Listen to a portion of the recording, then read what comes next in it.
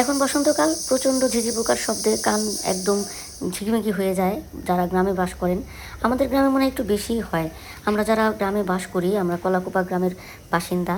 আমাদের বাড়িতে এই সকাল শুরু হতে না হতেই ফজরের নামাজের পরপরই ঝিঝি পোকার শব্দ শোনা শুরু হয় এবং একদম সন্ধ্যা পর্যন্ত সেটা চলে। মাঝে মাঝে সন্ধ্যার পরেও এটা অব্যাহত থাকে। দেখেন আমাদের বাড়িতে আমার মা কিছু ছোট ছোট গাছ লাগাইছেন।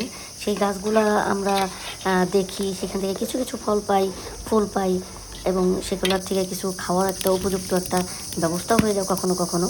দেখেন মাটির চুলা রান্না করা আমার মার খুব শখের বিষয়। আজকে গরুর মাংস রান্না হচ্ছে বড় বড় পিস করে আলু দিয়ে।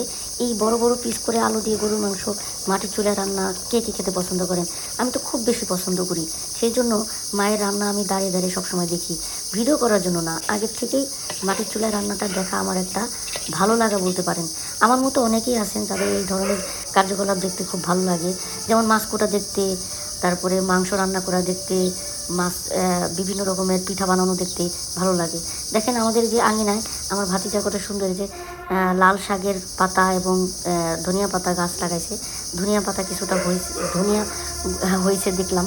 তো এখানে দেখেন ঘাস হয়েছে কতগুলো, একদম পিওর ঘাস। তো এই ধরনের ঘাস এখন খুব কমই পাওয়া যায়, একটু মাঠ বা অরণ্যে না গেলে এরকম পাওয়া যায় না।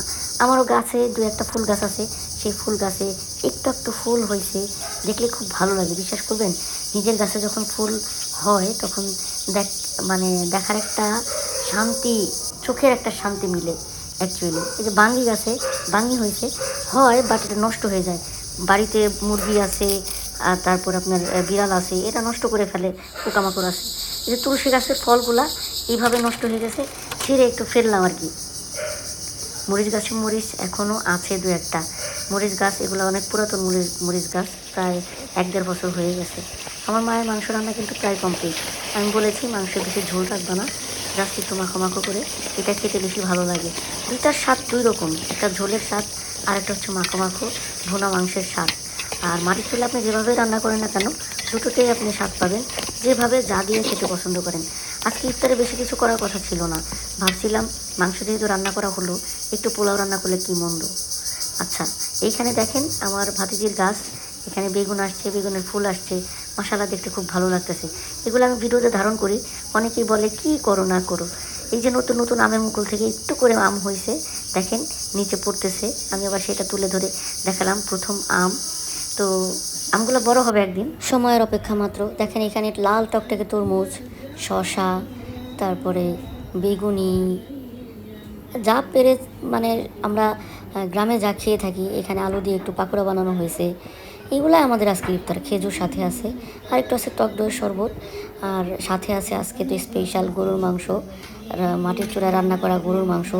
একটু পোলাও আবার আমার মা রান্না করেছে, যে শুধু শুধু মাংস রান্না করেছি ইফতারিতে খাবা, ইফতার তেমন একটা করা হয় নাই, একটু পোলাও রান্না করি তোমরা খেয়ে ফেলতে পারবা।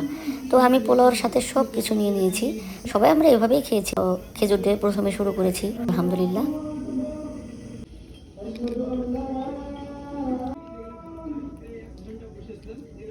ঝিঝি পোকার শব্দ কিন্তু এখনও কানে লাগছে। আমি দেখেন মজাদার সেই মাংসের পিসগুলো নিয়ে নিলাম, প্রচণ্ড গরম, হাত দিয়ে ধরতে পারছিলাম না, পরবর্তীতে হাত বাদ দিয়ে চামিচ দিয়ে তুলে নিতে হলো। অনেক মজা হয়েছে, দেখতেও খুবই সুস্বাদু মনে হচ্ছে কিনা আপনাদের কাছে আমি জানি না, বাট অনেক সুস্বাদু দেখতেও মনে হচ্ছিল এবং খেতেও খুব ভালো লাগতেছিল। আর হঠাৎ করে রোজা ভেঙে একটু ডিফারেন্ট কিছু খাওয়াটা, এটা আসলে ভালো লাগে। যখন যেই রকম অ্যাবিলিটি সেইভাবে চলার চেষ্টা করি। আসলে আমি কখনোই বাড়াবাড়ি করি না, আমার যেটা নাই সেটা কখনো আমি জোর করে আদায় করতে চাই না।